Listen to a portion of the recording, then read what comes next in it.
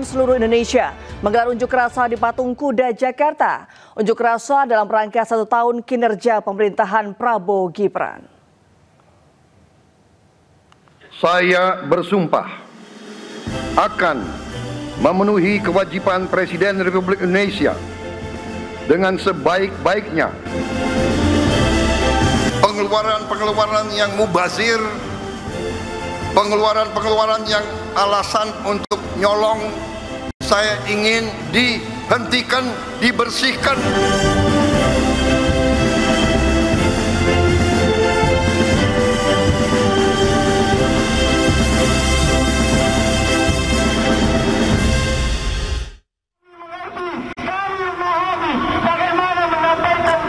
Ya, pemirsa, BEM seluruh Indonesia berunjuk rasa di Patung Kuda, Jakarta. Unjuk rasa dalam rangka evaluasi 1 tahun kinerja pemerintahan Prabowo Gibran. Ya, dalam unjuk rasa ini BEM SI menyoroti berbagai persoalan mulai dari kebebasan sipil, kondisi ekonomi, hingga praktek pemerintahan. Dalam momentum 1 tahun pengunjuk rasa berfokus pada 4 hal.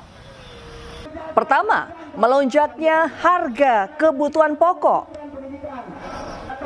tingkat pengangguran yang tinggi, berkurangnya kebebasan sipil dan kebijakan ekonomi yang berpihak pada oligarki. Tuntutan itu disampaikan dengan spanduk oleh para pengunjuk rasa. Sementara aparat kepolisian menjaga ketat aksi unjuk rasa mahasiswa tersebut.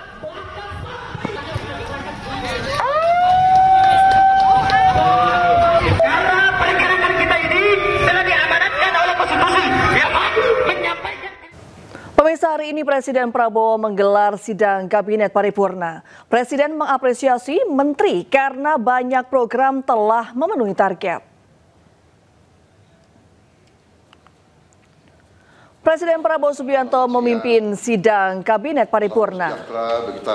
Di depan jajaran kabinetnya, Presiden menyampaikan apa saja target pemerintah yang telah dicapai. Sementara itu, para menteri telah datang ke Istana Kepresidenan sejak Senin siang. Dalam rapat Kabinet Paripurna ini, Presiden mengapresiasi seluruh anggota kabinetnya yang telah bekerja keras menyejahterakan rakyat. Akan aman kalau kita kuasai pangan. Saya ingin pertama tentunya mengucapkan terima kasih kepada saudara-saudara semua yang telah dengan tekun, dengan kerja keras, dengan disiplin telah memberi dharma baktimu yang sebaik-baiknya pada bangsa dan rakyat kita di pemerintahan yang saya pimpin. Saya berterima kasih saudara-saudara yang berasal dari berbagai sumber yang berbeda-beda. Yuk, informasi selanjutnya pemirsa, ajak sinergi jaga keamanan dan ketertiban. Kapolri Listio Sigit Prabowo memimpin apel ojol Kamtibmas di Monas, Jakarta Pusat. Apel tersebut diikuti oleh 10.000 pengemudi ojol. Berapel, pasukan disiapkan. Penghormatan pasukan kepada pimpinan apel. Kapolri Jenderal Listio Sigit Prabowo memimpin apel ojek online Kamtibmas di Monas, Jakarta Pusat Senin pagi. Apel ini diikuti 10.000 pengemudi ojek online di wilayah hukum Polda Metro Jaya.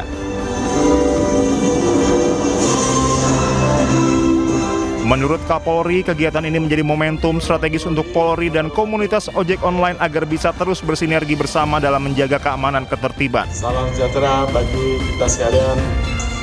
Listio menyampaikan peran komunitas ojek online saat ini bukan hanya sebagai fasilitator mobilitas masyarakat, namun juga sebagai penggerak ekonomi nasional. Tepuk tangan dulu untuk semua. Baik oleh Polda ataupun Polres-Polres jajaran. Tentunya kami Polri menyambut baik apel ojol Kamtipmas ini sebagai bentuk sinergitas antara Polri dan teman-teman komunitas ojol dalam menciptakan stabilitas Kamtipmas. Peran teman-teman ojol tentunya akan sangat penting bagi Polri untuk bisa bekerja sama dalam upaya-upaya melakukan pencegahan kejahatan, antara lain memberikan informasi terkait dengan peristiwa-peristiwa kejahatan ataupun peristiwa-peristiwa lain yang terjadi yang ada di lapangan yang perlu diinformasikan kepada kepolisian sehingga kepolisian bisa kemudian melakukan langkah cepat, respon cepat terhadap peristiwa-peristiwa yang terjadi, dan ini tentunya bentuk kemitraan yang sangat strategis. Dalam kegiatan apel ini juga dibacakan naskah deklarasi oleh peserta apel. Masing-masing pengemudi ojek online menerima rompi berwarna biru dengan tulisan Jaga Jakarta dan atribut lainnya seperti helm. Dari Jakarta, Hadisti Arifah Julkarnain Anyus melaporkan. Ya pemirsa, di 1 tahun pemerintahannya, Presiden Prabowo hari ini menyaksikan penyerahan uang sitaan korupsi CPO 13 triliun rupiah. Presiden Prabowo menilai uang tersebut bisa membantu renovasi sekolah hingga perbaikan kampung nelayan.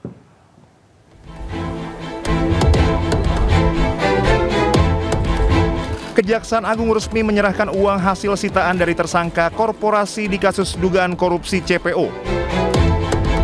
Total kerugian negara yang berhasil diperoleh mencapai 17 triliun rupiah. Namun sekitar 4,4 triliun rupiah belum diserahkan karena penundaan penyerahan dari 2 korporasi.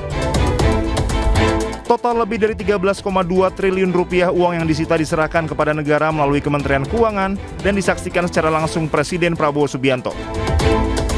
Tumpukan uang senilai 2,4 triliun rupiah dihadirkan langsung di lokasi konferensi pers.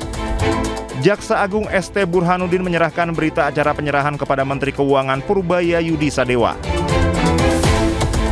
Penyerahan uang pengganti dari Kejaksaan kepada pemerintah diapresiasi Presiden Prabowo Subianto. Terlalu banyak pejabat yang lengah atau lemah iman, lemah akhlak, melakukan tindakan dan akhirnya termasuk keluarganya yang menderita. Pengusaha-pengusaha pun saya ingatkan, dunia semakin sempit, bumi semakin kecil oleh teknologi dan peradaban, sehingga kalau saudara menganggap kalau mereka para pengusaha-pengusaha serakah itu menganggap bisa menipu terus-menerus bangsa sebesar Indonesia, ya saya kira itu kita akan buktikan bahwa kita masih eksis, masih kuat, dan kita bertekad untuk menegakkan kedaulatan kita demi rakyat kita. Presiden Prabowo menilai uang tersebut bisa membantu renovasi sekolah hingga perbaikan kampung nelayan. Menurut Prabowo, hingga akhir 2026 akan ada perbaikan kampung nelayan. Setiap kampung nelayan diperkirakan memiliki penduduk 5 juta orang. Dari Jakarta, Jen Cahyani, Fakih Satrio, iNews melaporkan.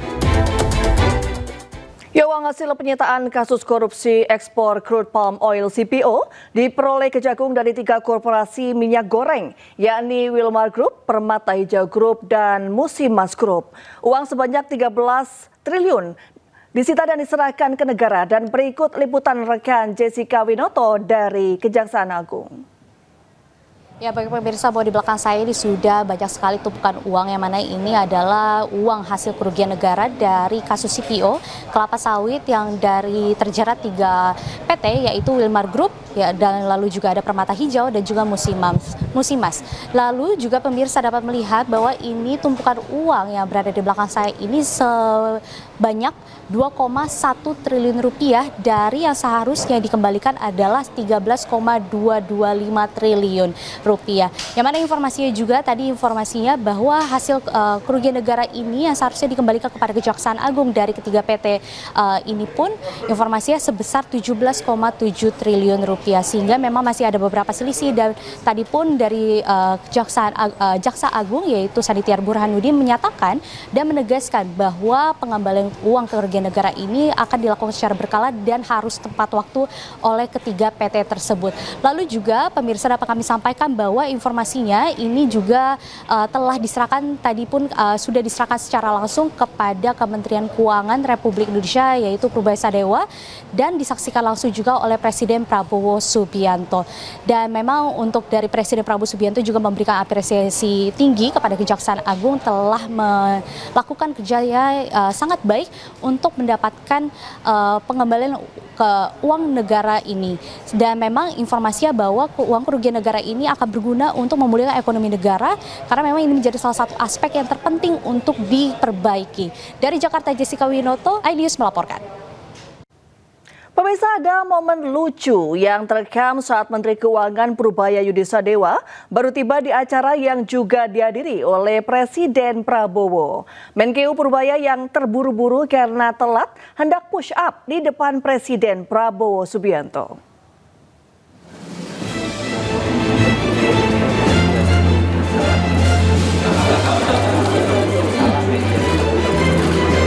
Ada kejadian menarik saat penyerahan barang bukti korupsi di Gedung Kejaksaan Agung Jakarta Senin pagi. Terekam detik-detik Menteri Keuangan Purbaya Yudi Sadewa terlambat saat menghadiri penyerahan barang bukti korupsi 13 triliun rupiah dari Kejaksaan Agung ke Kementerian Keuangan. Awalnya Presiden Prabowo Subianto sudah tiba terlebih dahulu bersama dengan Jaksa Agung ST Burhanuddin.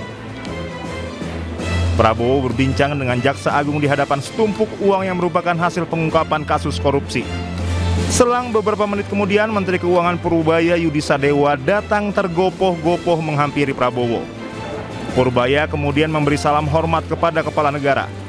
Gestur Purbaya pun terlihat membungkuk seperti orang meminta maaf.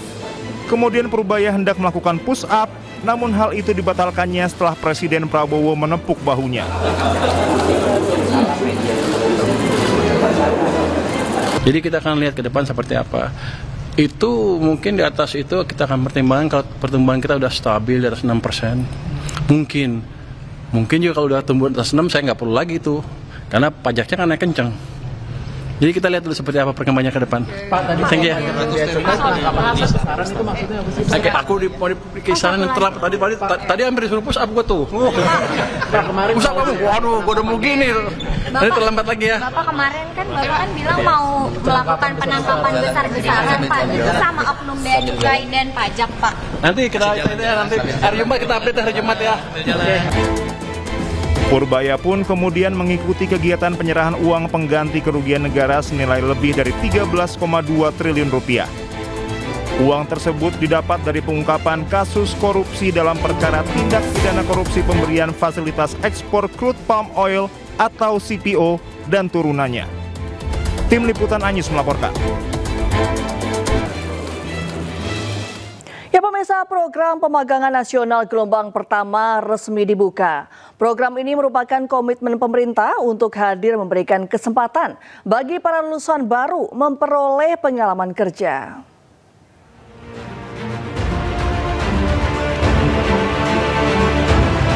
Ya, pada pembukaan program pemagangan nasional ini dijelaskan oleh Kepala Badan Perencanaan dan Pengembangan Ketenagakerjaan atau BPPK. Antusiasme terhadap program ini sangat tinggi.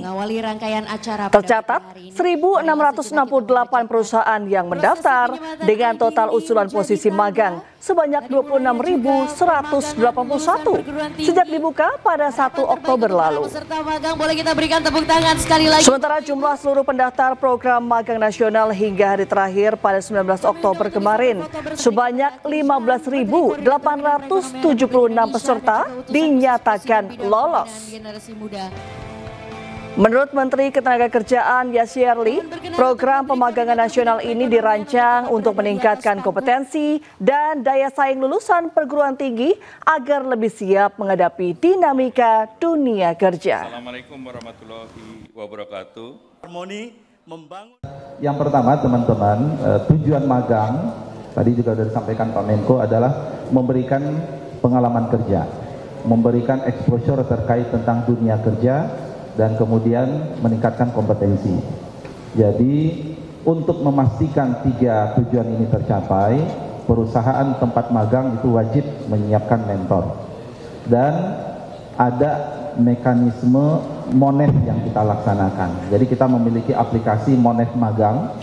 Di situ nanti akan di-track terkait dengan aktivitas para peserta magang apa saja tiap hari, kemudian kompetensi apa yang ingin dicapai, dan kemudian dinilai oleh mentor. Itu yang menjadi fokus. Harapan kita, makanya saya sampaikan tadi, harapannya dengan adanya peserta magang ini juga bisa membantu perusahaan untuk berkembang, dan ketika perusahaan itu membutuhkan tambahan karyawan, kami sangat yakin kandidat utamanya adalah dari peserta magang ini, karena mereka sudah 6 bulan berinteraksi. Ya, pemerintah memberikan perhatian khusus bagi lulusan baru atau fresh graduate.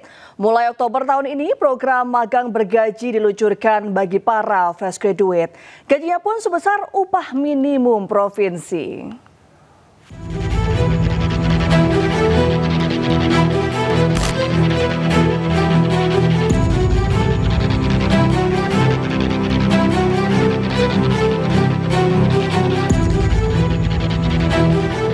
Untuk magang, apalagi untuk belajar dulu sih, untuk transport dan makan aja menurut aku nggak apa-apa ya. Kayak aku lebih tertarik untuk magang dulu. Itu juga udah digaji, biaya transportasi sudah didapatkan juga.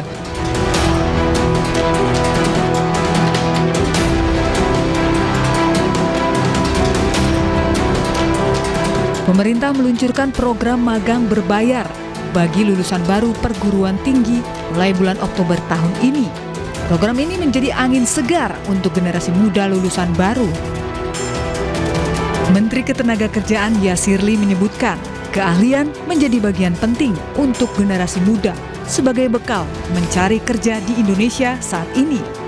Sehingga Presiden Prabowo membuat program magang nasional ini untuk mengasah keahlian generasi muda lulusan baru. Pak Presiden membuka lahan sekian juta hektar, gitu ya. Memang tidak ada di Jakarta. Ya, ini mungkin kalau Mas Gay berharapnya anaknya dekat rumah ya agak susah juga, gitu ya. Nah, dan yang terakhir skill. Nah, ini menurut saya penting juga, gitu ya. Sekarang perusahaan itu juga mungkin mencari skill yang tidak hanya satu skill, gitu ya. 2, 3, gitu ya. Kamu lulusan apa? Matematik. Kamu ngerti IT nggak, gitu ya. Nah, begitu kan? Kamu lulusan apa? Oh, enggak, begitu ya. Nah, ini penting. Dalam program ini, peserta juga memiliki kesempatan direkrut menjadi pegawai tetap di perusahaan tempat mereka magang. Yang di Kemenaker itu terkait dengan program magang, ya. Jadi yang terkait dengan program magang, kami persiapkan program magang itu akan dimulai 15 Oktober. Jadi platformnya platform siap kerja. Mulai tanggal 15 Oktober 2025, lulusan baru perguruan tinggi bisa mendaftar melalui website yang ditunjuk Kemenaker.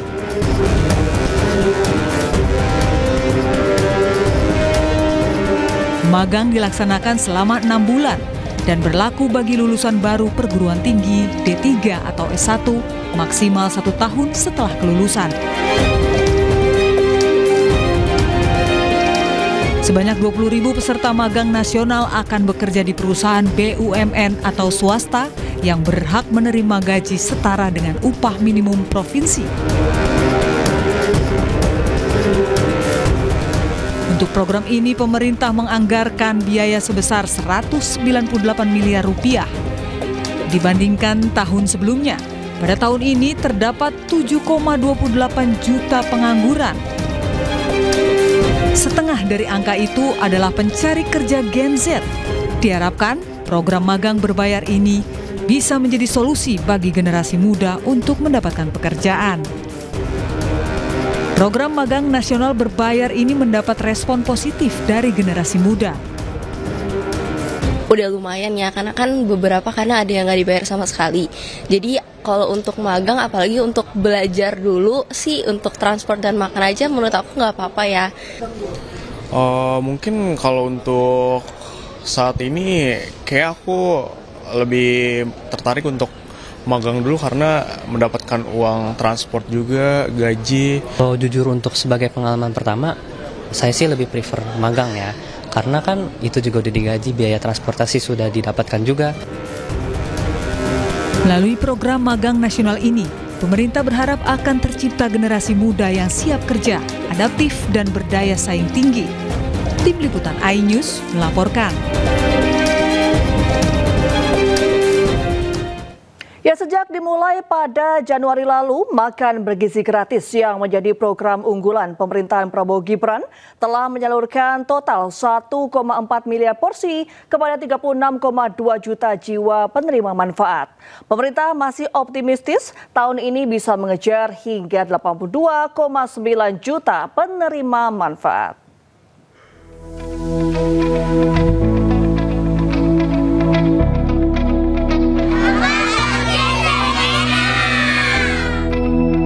Makan bergizi gratis, MBG, menjadi salah satu program unggulan pemerintahan Prabowo Subianto Gibran Raka Buming Raka. Program ini sebelumnya terus digaungkan Presiden Prabowo Subianto sejak kampanye Pilpres tahun 2024 lalu. Presiden Prabowo menyebut program MBG bertujuan untuk meningkatkan kualitas hidup masyarakat melalui akses gizi yang lebih baik. Sejak berjalan secara bertahap pada 6 Januari 2025, MBG telah menyalurkan total 1,4 miliar porsi kepada 36,2 juta jiwa penerima manfaat. Sementara jumlah Satuan Pelayanan Pemenuhan Gizi atau SPPG untuk program MBG terus bertambah. Data per Oktober 2025 menunjukkan bahwa 10.681 SPPG telah beroperasi di seluruh Indonesia untuk menjalankan program MBG. Badan Gizi Nasional optimis program makan bergizi gratis bisa terrealisasi sesuai target pada tahun 2025. BGN kini fokus mengejar hingga 82,9 juta penerima manfaat. Kita kejar 82,9 juta, mudah-mudahan tercapai, tapi kita optimis lah ya, walaupun mungkin mentok-mentoknya 70 juta begitu, tapi itu sudah akan melebihi pagu yang 71 triliun. Badan Gizi Nasional juga terus mengevaluasi dan membenahi sejumlah kekurangan dan kendala dalam program makan bergizi gratis. Tim Liputan iNews melaporkan. Pemirsa, pemerintah meluncurkan bantuan langsung tunai kesejahteraan rakyat senilai Rp900.000 per 3 bulan yang menyasar 35 juta keluarga penerima manfaat. Bantuan langsung tunai tambahan ini diberikan mulai 20 Oktober hingga Desember mendatang.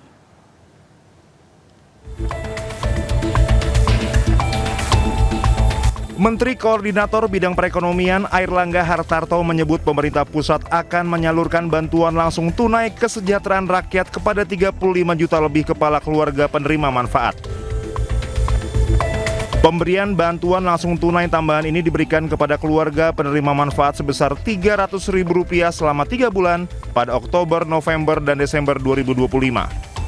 Menurut Airlangga, BLT ini berbeda dengan BLT yang disalurkan Kementerian Sosial setiap bulan melalui program Keluarga Harapan dan bantuan sembako.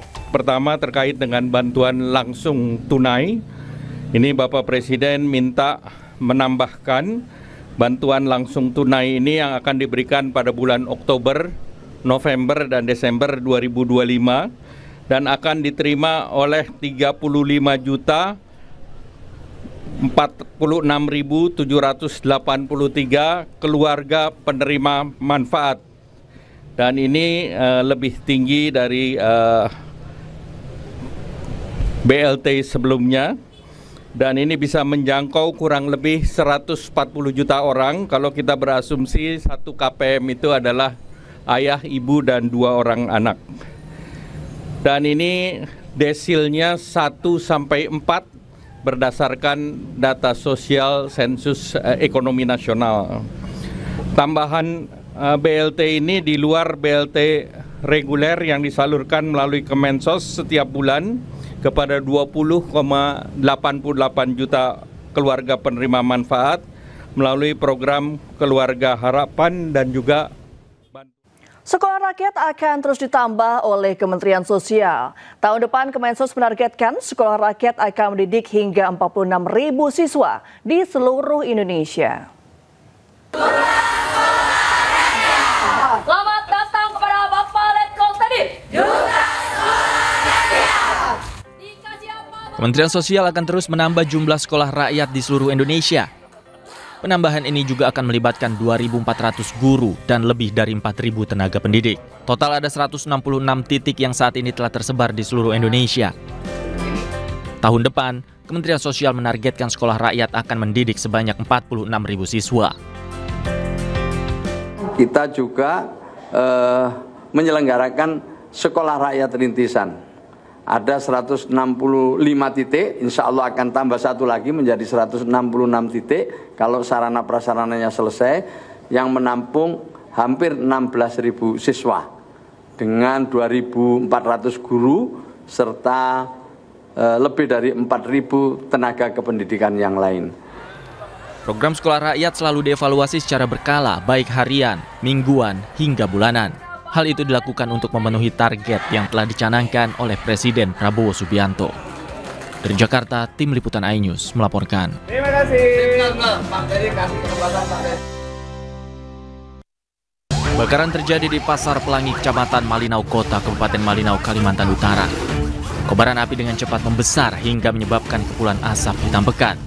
Peristiwa kebakaran terjadi saat aktivitas di pasar ramai hingga membuat warga dan pedagang panik. Puluhan kios milik pedagang serta rumah warga hangus dilalap si jago merah. Petugas berjibaku memadamkan api dengan menerjunkan 12 unit mobil pemadam. Saat proses pemadaman berlangsung, 2 orang petugas damkar mengalami luka akibat terjatuh dari atap. Kebakaran ini membuat seorang warga bernama Muhammad Aprianto yang juga pemilik kios meninggal setelah sebelumnya dilarikan ke rumah sakit. Diduga api berasal dari kompor warga yang menyala dan ditinggal pemiliknya. Kerugian ditaksir mencapai ratusan juta rupiah. Dari Kabupaten Malinau, Kalimantan Utara, Usman Kodang, iNews melaporkan.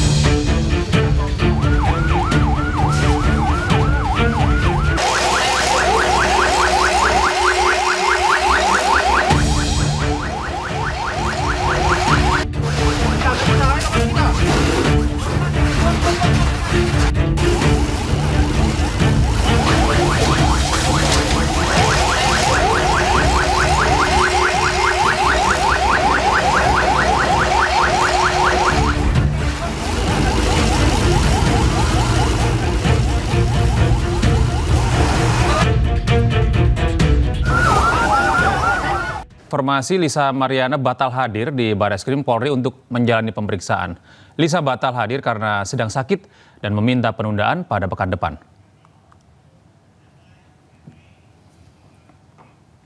Kuasa hukum Lisa Mariana, John Boy Nababan, memastikan pemeriksaan Lisa Mariana baru bisa dilakukan pada pekan depan. Ia beralasan Lisa Mariana saat ini sedang sakit sehingga tidak bisa hadir ke Barreskrim. Untuk menghormati proses hukum, tim kuasa hukum Lisa Mariana mengajukan surat permohonan penundaan pemeriksaan kepada Barreskrim Polri. Surat itu disampaikan tim kuasa hukum ke Barreskrim Polri. Kebetulan hari ini saya mewakili klien saya Lisa Mariana untuk pemanggilan sebagai tersangka. yang hari Senin ya, ini hari Senin. Tapi karena kebetulan klien kami berhalangan hadir, jadi kami cuma mau menyampaikan surat ke dalam atas ketidakhadirannya. Kenapa? Karena kemarin itu dia kurang enak badan, sakit lah. Yang jelas itu, dan kita udah siapin untuk di reschedule kembali di minggu depan. Kalau tidak berhalangan antara tanggal 23 ataupun 24. Pemirsa, Barreskrim Polri menetapkan selebgram Lisa Mariana sebagai tersangka kasus dugaan pencemaran nama baik terhadap mantan Gubernur Jawa Barat Ridwan Kamil. Penetapan tersangka ini dilakukan polisi sejak Jumat pekan lalu.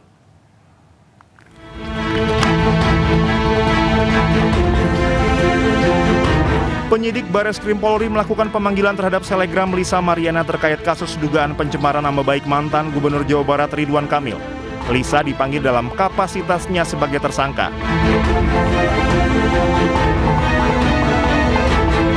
Polisi telah melayangkan surat panggilan pemeriksaan terhadap Lisa sebagai tersangka Jumat 17 Oktober 2025. Penetapan tersangka sendiri sudah dilakukan pekan lalu.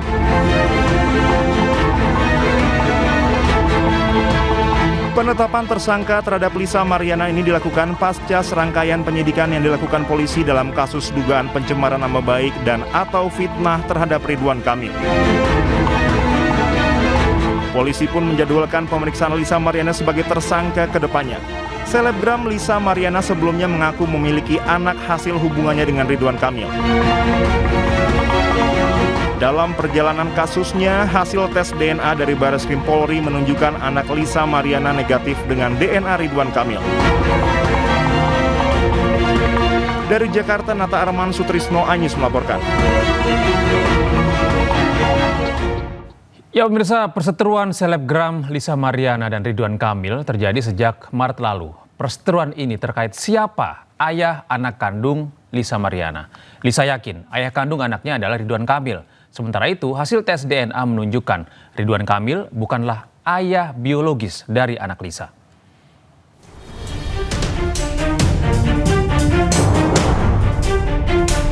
Perseteruan selebgram Lisa Mariana dan Ridwan Kamil terjadi sejak Maret lalu. Perseteruan terkait siapa ayah anak kandung Lisa Mariana. Ridwan Kamil resmi melaporkan Lisa Mariana ke Barreskrim Polri atas pencemaran nama baik pada April 2025. Saat itu pihak RK pun menyebut siap melaksanakan tes DNA demi prosedur hukum. Barreskrim Polri kemudian memeriksa Lisa Mariana pada 17 Juli 2025. Sementara Lisa Mariana telah terlebih dulu menggugat Ridwan Kamil secara perdata di Pengadilan Negeri Bandung. Lisa menuntut hak identitas anaknya dengan cara tes DNA dan meminta RK membayar 10 miliar rupiah. Namun hasil tes DNA menunjukkan anak perempuan Lisa bukan anak biologis RK. Sebelumnya kasus ini semakin ramai menjadi sorotan publik pada April 2025. Lisa Mariana muncul ke publik dan mengeluarkan pengakuan mengejutkan. Dengan sangat yakin Lisa menyebut berpacaran dengan RK hingga memiliki anak dengan mantan Gubernur Jawa Barat itu.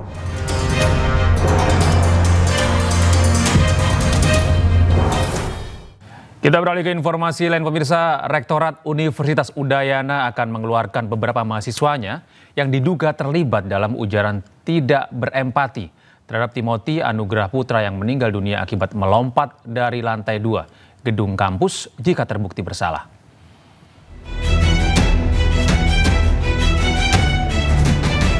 Pasca viralnya tangkapan layar chat grup di media sosial yang berisi ujaran tidak berempati yang dilakukan sejumlah mahasiswa Fakultas Ilmu Sosial Politik Universitas Udayana pasca meninggalnya Timothy Anugrah Putra, ditanggapi tegas pihak Rektorat Universitas Udayana. Rektorat Universitas Udayana menyebut mereka dijatuhkan sanksi nilai buruk untuk mata kuliah soft skill dan dikeluarkan secara tidak hormat dari pengurus organisasi kemahasiswaan. Bahkan sanksi tegas berupa dikeluarkan dari universitas akan dilakukan jika terbukti bersalah.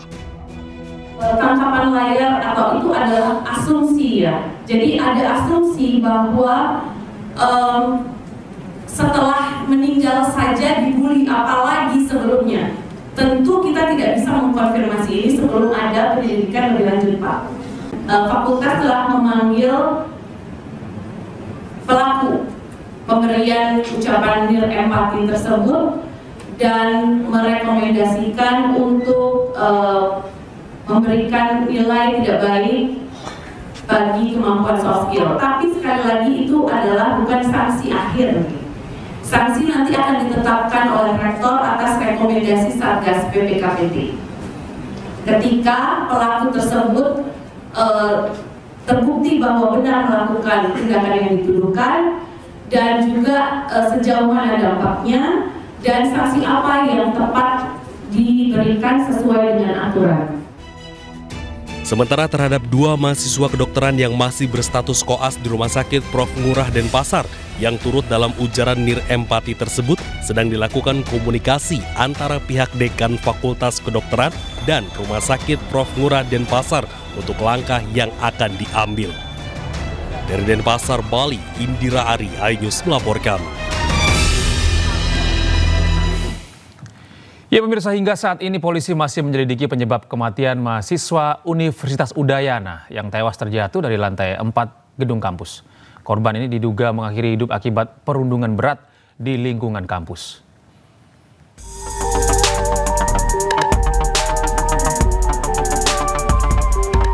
Tragedi yang menimpa Timothy Anugrah Saputra, mahasiswa Udayana Bali meninggalkan duka mendalam bagi keluarga. Ia ditemukan meninggal dunia usai jatuh dari lantai 4 gedung Fakultas Ilmu Sosial dan Ilmu Fisip UNUD Denpasar, Bali. Kasus ini langsung menarik perhatian publik karena diwarnai dugaan perundungan. Dalam kasus ini, korban disebut mendapat ejekan dari sesama mahasiswa melalui grup WhatsApp kampus. Meski telah menyerahkan semuanya kepada Yang Maha Esa, ia tetap membawa kasus ini ke ranah hukum dengan melaporkan ke Mapolresta Denpasar. Adanya orang tua korban melakukan pengaduan masyarakat di Polresta untuk mencarikan kepastian sebab-sebab kematian anaknya, mengingat ada kesimpang siuran berita di luar. Menurut ayah Timothy, laporan yang dibuat untuk mencari tahu kebenaran kasus yang menimpa putranya karena selama ini kronologis yang diterimanya simpang siur.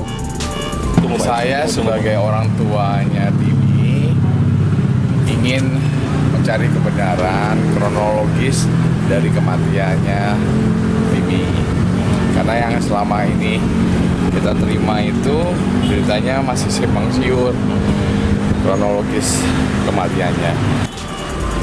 Lukas sendiri telah meninjau langsung tempat kejadian perkara, namun tetap tak menemukan kepastian. Dari Denpasar, Bali, Indira Ari, iNews melaporkan. Ya pemirsa, Timothy dikenal sebagai sosok yang ceria dan kerap berbagi konten tentang pendidikan karakter di media sosial. Timothy juga dikenal kritis, kerap menyuarakan perlawanan terhadap kapitalisme. Bekerja setiap hari membuat hati murung. Namaku Timothy, asalku dari Bandung. Senang berkenalan teman-teman. Timothy Anugrah Saputra merupakan mahasiswa Fakultas Ilmu Sosial dan Ilmu Politik Universitas Udayana. Timothy dikenal sebagai pemuda yang hangat, tulus, dan cerdas. Karakter berupa salah satu faktor utama yang menentukan bagaimana orang memperlakukanmu. Oleh karena itu, berupa tanggung jawab edukasi dan instansi lain-lain untuk menanamkan nilai karakter untuk memastikan masa depan generasi muda. Tetapi ia beberapa kali memposting konten pendidikan karakter di media sosialnya. yang berani berdiri, dia dimau angkat tangan lagi penindasan ini.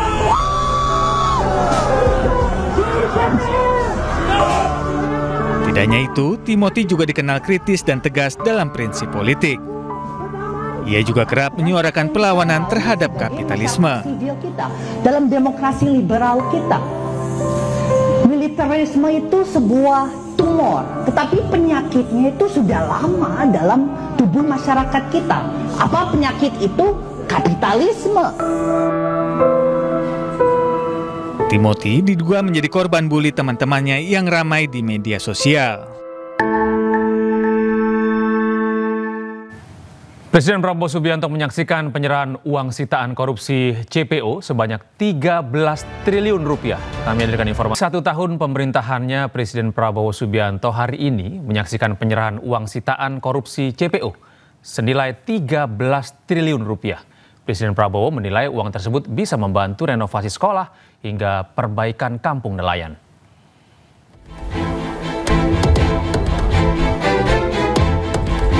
Kejaksaan Agung resmi menyerahkan uang hasil sitaan dari tersangka korporasi di kasus dugaan korupsi CPO. Total kerugian negara yang berhasil diperoleh mencapai 17 triliun rupiah. Namun sekitar 4,4 triliun rupiah belum diserahkan karena penundaan penyerahan dari 2 korporasi. Total lebih dari 13,2 triliun rupiah uang yang disita diserahkan kepada negara melalui Kementerian Keuangan dan disaksikan secara langsung Presiden Prabowo Subianto. Tumpukan uang senilai 2,4 triliun rupiah dihadirkan langsung di lokasi konferensi pers. Jaksa Agung ST Burhanuddin menyerahkan berita acara penyerahan kepada Menteri Keuangan Purbaya Yudi Sadewa. Penyerahan uang pengganti dari kejaksaan kepada pemerintah diapresiasi Presiden Prabowo Subianto. Terlalu banyak pejabat yang lengah atau lemah iman, lemah akhlak, melakukan tindakan dan akhirnya termasuk keluarganya yang menderita. Pengusaha-pengusaha pun saya ingatkan, dunia semakin sempit, bumi semakin kecil oleh teknologi dan peradaban, sehingga kalau saudara menganggap kalau mereka, para pengusaha-pengusaha serakah itu, menganggap bisa menipu terus-menerus bangsa sebesar Indonesia, ya saya kira itu kita akan buktikan bahwa kita masih eksis, masih kuat, dan kita bertekad untuk menegakkan kedaulatan kita demi rakyat kita. Presiden Prabowo menilai uang tersebut bisa membantu renovasi sekolah hingga perbaikan kampung nelayan. Menurut Prabowo, hingga akhir 2026 akan ada perbaikan kampung nelayan. Setiap kampung nelayan diperkirakan memiliki penduduk 5 juta orang. Dari Jakarta, Jen Cahyani, Fakih Satrio, iNews melaporkan. Kita beralih ke informasi berikutnya, pemirsa. Program magang gelombang pertama resmi dibuka. Program magang nasional ini merupakan komitmen pemerintah untuk hadir, memberikan kesempatan bagi para lulusan baru untuk memperoleh pengalaman kerja.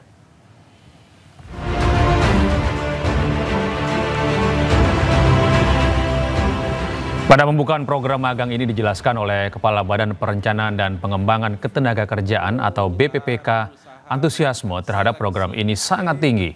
Tercatat 1.668 perusahaan yang mendaftar dengan total usulan posisi magang sebanyak 26.181 sejak dibuka pada 1 Oktober lalu. Sementara jumlah seluruh pendaftar program magang nasional hingga hari terakhir pada 19 Oktober kemarin sebanyak 15.876 peserta dinyatakan lolos. Menurut Menteri Ketenagakerjaan Yasirli, program magang nasional ini dirancang untuk meningkatkan kompetensi dan daya saing lulusan perguruan tinggi agar lebih siap menghadapi dinamika dunia kerja. Mohon berkenan untuk Menteri Koordinator Bidang Perekonomian untuk tetap berada di atas panggung. Yang pertama, teman-teman, tujuan magang tadi juga sudah disampaikan Pak Menko adalah memberikan pengalaman kerja, memberikan exposure terkait tentang dunia kerja, dan kemudian meningkatkan kompetensi. Jadi untuk memastikan 3 tujuan ini tercapai, perusahaan tempat magang itu wajib menyiapkan mentor. Dan ada mekanisme Monef yang kita laksanakan. Jadi kita memiliki aplikasi Monef Magang. Di situ nanti akan di-track terkait dengan aktivitas para peserta magang apa saja tiap hari. Kemudian kompetensi apa yang ingin dicapai dan kemudian dinilai oleh mentor. Itu yang menjadi fokus. harapan kita, makanya saya sampaikan tadi harapannya dengan adanya peserta magang ini juga bisa membantu perusahaan untuk berkembang, dan ketika perusahaan itu membutuhkan tambahan karyawan, kami sangat yakin kandidat utamanya adalah dari peserta magang ini, karena mereka sudah 6 bulan berinteraksi dengan perusahaan, mereka sudah kenal. Pemirsa, operasi pasar berskala besar akan segera dilakukan oleh pemerintah untuk menekan harga beras. Pemerintah juga akan mencabut izin distributor hingga pedagang beras jika kedapatan menjual beras di atas harga eceran tertinggi.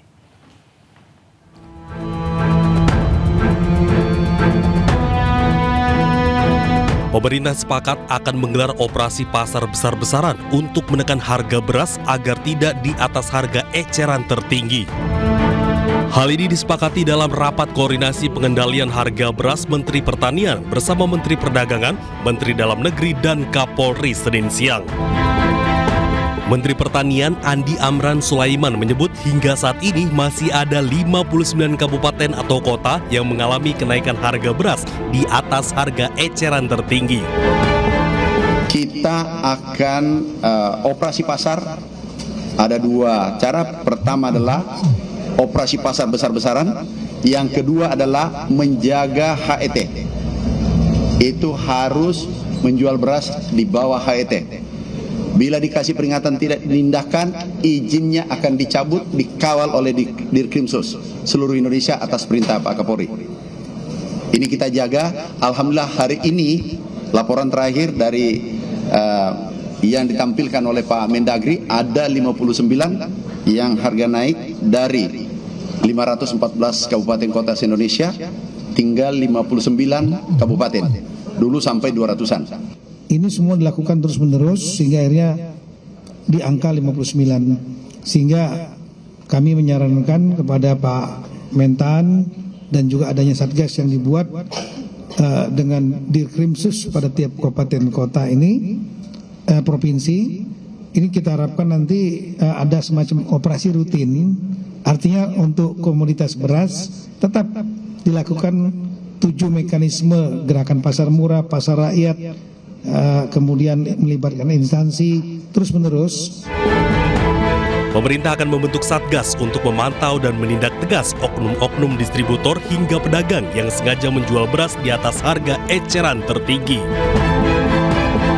Baik yang ada di pasar tradisional maupun pasar modern, sehingga kemudian kita bisa mengikuti secara real time terkait dengan kondisi mana yang wilayahnya di atas HET, sehingga kita bisa mulai melakukan langkah-langkah mulai dari penegakan hukum, teguran, sanksi administrasi.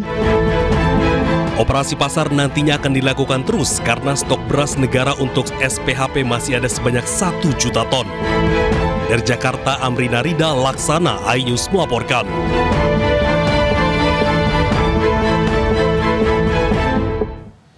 Ya pemirsa, hari ini Presiden Prabowo Subianto menggelar sidang Kabinet Paripurna. Presiden mengapresiasi Menteri karena banyak program yang telah memenuhi target. Presiden Prabowo Subianto memimpin sidang Kabinet Paripurna. Di depan jajaran kabinetnya, Presiden menyampaikan apa saja target pemerintah yang telah dicapai.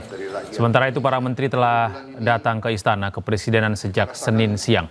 Dalam rapat Kabinet Paripurna ini, Presiden mengapresiasi seluruh anggota kabinetnya yang telah bekerja keras mensejahterakan rakyat. Bahwa apapun terjadi, saya ingin pertama tentunya mengucapkan terima kasih kepada saudara-saudara semua yang telah dengan tekun, dengan kerja keras, dengan disiplin, telah memberi dharma baktimu yang sebaik-baiknya pada bangsa dan rakyat kita di pemerintahan yang saya pimpin. Saya berterima kasih saudara-saudara yang berasal dari berbagai sumber yang berbeda-beda. 1 tahun sudah Presiden Prabowo Subianto dan Wakil Presiden Gibran Rakabuming Raka menjabat. Masyarakat menyatakan puas dan percaya atas kepemimpinan Presiden Prabowo.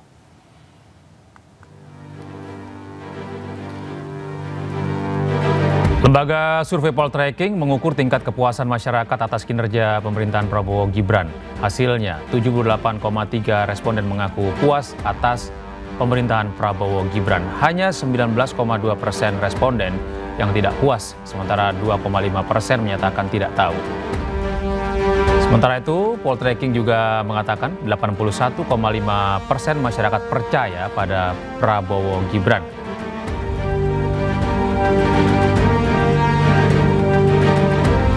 Sedangkan 15,6% masyarakat tidak percaya dan 2,9% tidak menjawab atau tidak tahu.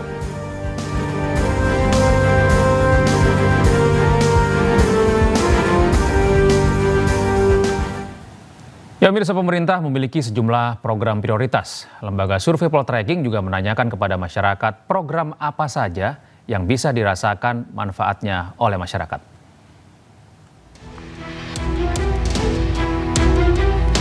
Makan bergizi gratis menjadi program yang paling dirasakan masyarakat dan menempati posisi pertama dengan 22,7%. Bantuan subsidi upah berada di posisi kedua dengan 13,4%, disusul oleh program Kartu Indonesia Sehat dengan raihan 11,3%. Sementara itu di posisi keempat ada program Kartu Indonesia Pintar dengan 9,7%. Sedangkan di posisi kelima ada program layanan kesehatan gratis dengan raihan 8,8%.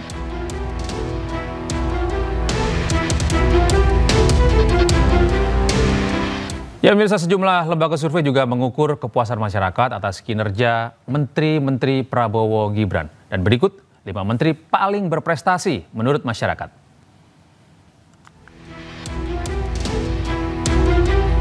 Lembaga survei Selios mencatat Menko Bidang Infrastruktur dan Pembangunan Agus Harimurti Yudhoyono berada di posisi pertama dengan 50 poin. Disusul di posisi kedua ada Menteri Agama Nasaruddin Umar dengan 48 poin. Posisi ketiga ditempati Menteri Pendidikan Dasar dan Menengah dengan 44 poin. Menteri Sekretaris Negara Prastyo Hadi berada di posisi keempat dengan 35 poin. Sementara di posisi kelima ada Menteri Kesehatan 31 poin.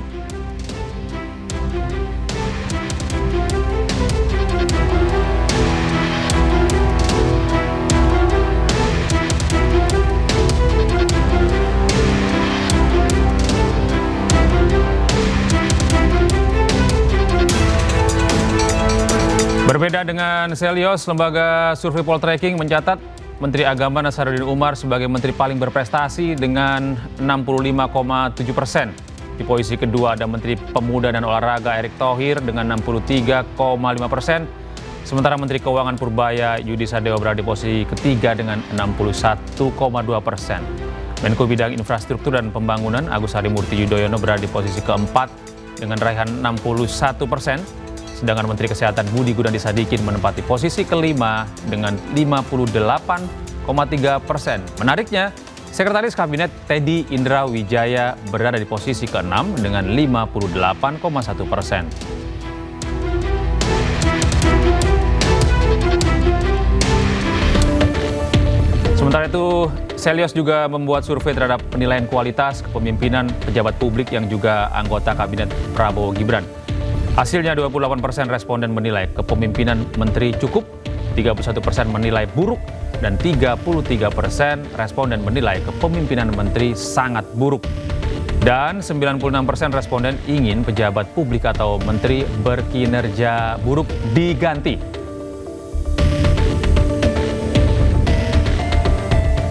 Sepuluh menteri dan pejabat publik mendapatkan raport merah dari survei Selios dan responden menilai mereka harus diganti atau reshuffle. Diantaranya adalah Menteri ESDM Bahlil Lahadalia, Kepala Badan Gizi Nasional Dadan Hindayana, Menteri HAM Natalius Pigai, Menteri Kehutanan Raja Juli Antoni, Menteri Kebudayaan Fadlizon,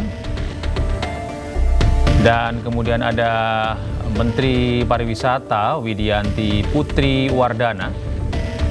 Kemudian ada Menko Bidang Pangan Zulkifli Hasan. Sementara itu Kepala Badan Percepatan Pengentasan Kemiskinan Budiman Sujatmiko. Berikutnya ada Menteri Desa dan Pembangunan Daerah Tertinggal Yandri Susanto dan Menteri ATR BPN Nusron Wahid.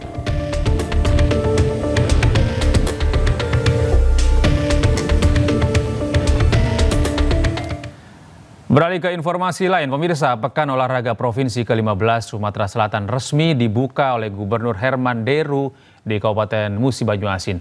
Ajang olahraga 2 tahunan ini menjadi momentum penting bagi para atlet daerah untuk menunjukkan prestasi terbaik mereka.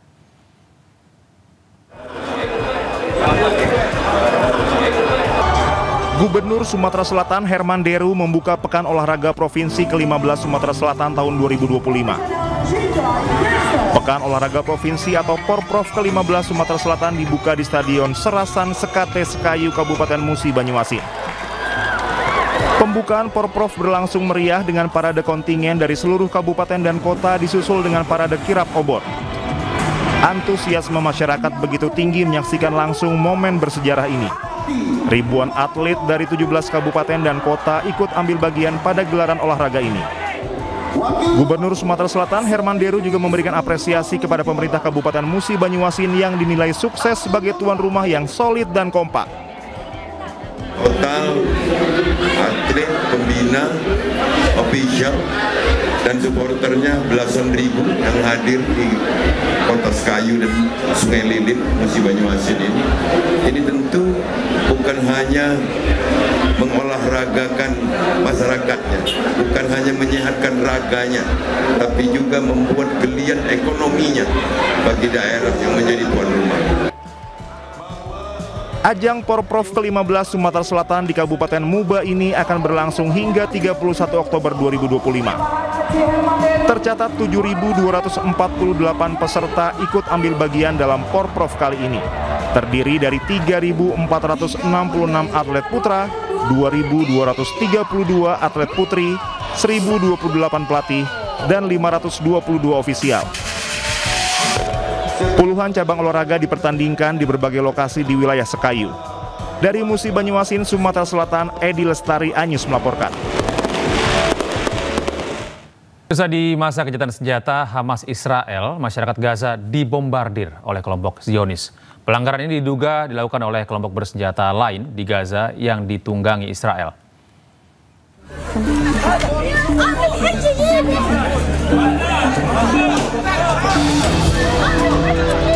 Berdasarkan laporan dari Badan Pertahanan Sipil di Gaza, setidaknya warganya tewas akibat serangan. Diduga serangan yang dialami warga Gaza berasal dari kelompok bersenjata lain yang ditunggangi Israel.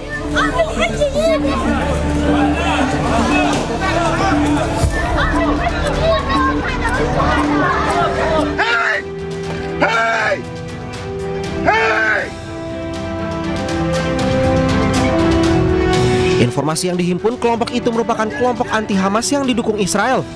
Akibat serangan ini, setidaknya 11 orang meninggal dunia. Namun Presiden Amerika Serikat menyatakan perjanjian gencatan senjata masih berlaku.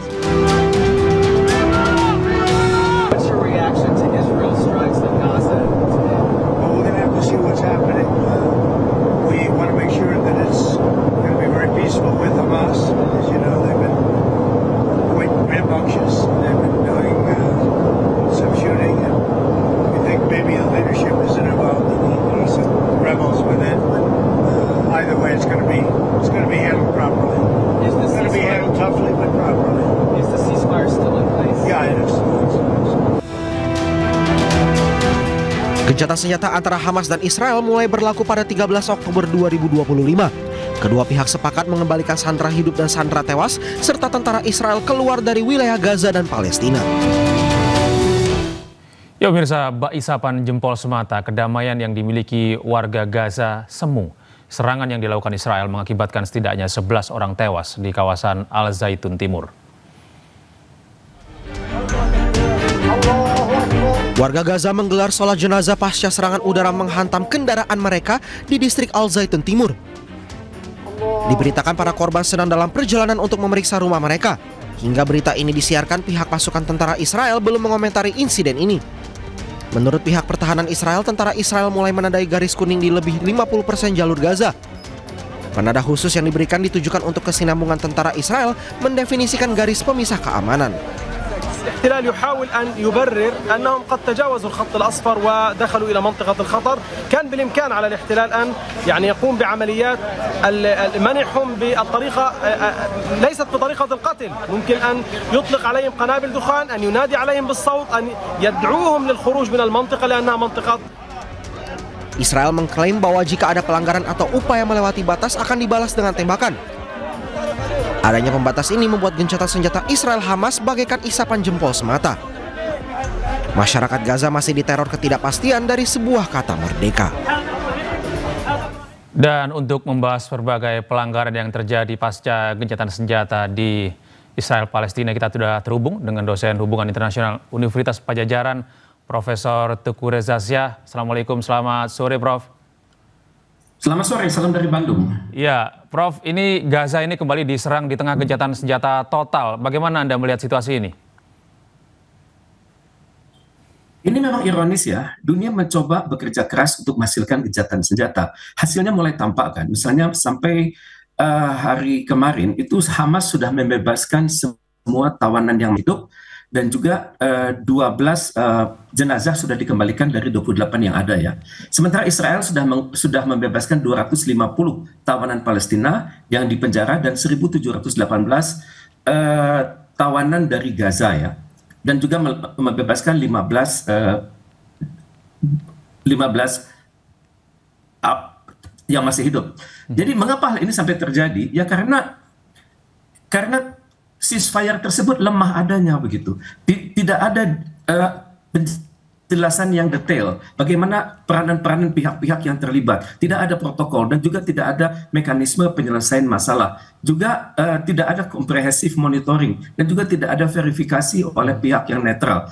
Jadi dengan demikian gencatan senjata ini sangat tergantung pada itikat baik dari pihak-pihak yang terlibat. Yani dalam hal ini adalah Israel dan Hamas. Tapi sampai hari ini itu terlihat masalah ya, di mana Israel itu walaupun mengatakan ceasefire, namun Israel ingin sekali mengontrol koridor Philadelphia yang terletak di perbatasan antara Gaza dan Mesir, konon untuk mencegah penyelundupan senjata. Dan koridor Philadelphia itu sendiri panjangnya 100 meter. Namun bagi Hamas, ini melihat sebagai pendudukan yang militer yang berkepanjangan. Mestinya Israel sudah menarik diri dari wilayah.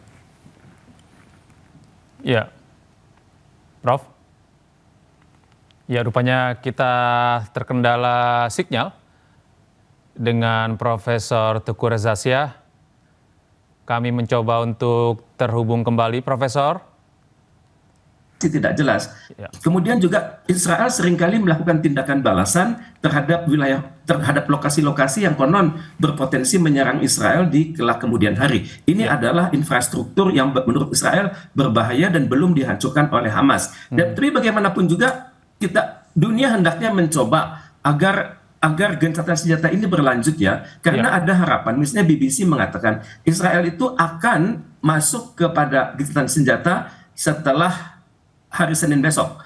Kemudian juga Jerusalem Post mengatakan perbatasan Gaza itu akan dibuka setelah pemboman dari Hamas selesai. Kemudian Anadolu juga mengatakan pembunuhan 97 warga Israel itu tidak bisa diterima, dan untuk itu bagaimanapun juga Hamas tetap mengatakan hendaknya gencatan senjata jalan terus. Kemudian juga kita masih menunggu perkembangan dari utusan khusus dari Amerika Serikat, yakni Steve Witkoff dan menantu dari Donald Trump sendiri namanya Kushner, dan mereka masih berpikir-pikir, masih berunding dengan kalangan Israel bagaimana menangani hal ini. Ya, Prof, jika Anda melihat kondisi saat ini masih terjadi penyerangan, apakah gencatan senjata total ini masih mungkin untuk dipertahankan?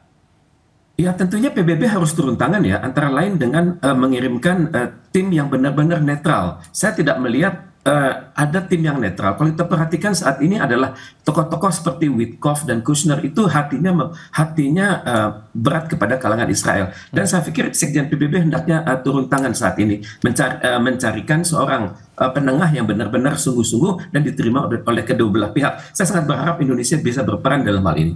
Ya, menurut Anda negara-negara mana saja yang cukup kuat untuk memberikan bantuan untuk menjaga gencatan senjata ini terus terjadi? Saya perhatikan Mesir masih bisa, asal dia melunakkan diri, karena Mesir memiliki ketakutan yang besar terhadap Israel. Itu yang pertama. Dan juga saya melihat negara-negara Teluk itu sebenarnya mereka bisa menekan Israel, tapi mereka memiliki perjanjian pertahanan dengan Israel yang sedemikian rupa kuat, tapi bisa dilemahkan oleh Israel dengan mudahnya. Dan untuk itu saya melihat, saya sangat mencoba ya, saya sangat berharap adanya koordinasi antara Sekjen OKI dan Sekjen Liga Arab dengan Sekjen PBB, karena bagaimanapun juga gencatan senjata ini berpotensi hancur, dan untuk itu begitu masuk ke dalam gencatan senjata tahapan kedua, saya tidak melihat adanya, saya melihat akan kembali sesusah kita melakukan pertemuan di Mesir tanggal 10 silam. Baik, terima kasih Profesor Teuku Reza Shah atas waktunya hari ini, dan kita selalu optimis agar gencatan senjata ini tentu saja agar tetap bisa terjaga demi perdamaian di Israel dan Palestina, di Gaza terutama. Terima kasih Prof. Assalamualaikum. Pengurus Dewan Pimpinan Wilayah Badan Musyawarah Antar Gereja Nasional Bamaknas Sulawesi Utara resmi dilantik. Kegiatan yang digelar di Gedung Mapalus, Kantor Gubernur Sulawesi Utara ini dipimpin langsung oleh Sekjen Bamaknas Hence Bulu dan disaksikan langsung oleh Wakil Gubernur Sulawesi Utara, Victor Mailangkai. Penyerahan berkas dan pembacaan SK kepengurusan oleh Sekjen Bamaknas Hence Bulu menjadi pertanda disahkannya pengurus DPW Bamaknas Sulawesi Utara. Pelantikan Bamaknas Sulut ini juga bersamaan dengan penerimaan mandat pengurus DPD Bamaknas Kabupaten dan Kota se-Sulawesi Utara. Selain itu, dengan hadirnya pengurus yang baru ini diharapkan dapat berdampak dan menjadi pemersatu bagi gereja-gereja di Sulawesi Utara, serta bersinergi dengan pemerintah daerah dalam mewujudkan kerukunan umat beragama. Kami nantinya dalam waktu dekat akan langsung konsolidasi bagi pertama pengurus dan DPD dalam rangka pembentukan DPD kota kabupaten yang ada di 15 kota kabupaten. Harapan kami kiranya mereka bisa berdampak bagi Sulawesi Utara, menjadi pemersatu untuk gereja-gereja yang ada, dan bisa bersinergi dengan pemerintah untuk menjalankan visi dan misi yang sudah ditetapkan baik oleh DPP Bamaknas Nasional maupun oleh pemerintah daerah. Kehadiran Bamaknas Sulawesi Utara ini dinilai akan memperkuat toleransi sekaligus menjaga kerukunan umat beragama. DPW Bamaknas Sulawesi Utara tetap menjaga kerukunan, toleransi, juga moderasi beragama dalam menciptakan kerukunan yang semakin mantap di Sulawesi Utara. Bamaknas memiliki peran strategis dalam membangun solidaritas umat Kristiani lintas denominasi, juga menjalin komunikasi harmonis bersama umat beragama lainnya. Dari Manado, Sulawesi Utara, Jeffrey Langi, iNews melaporkan.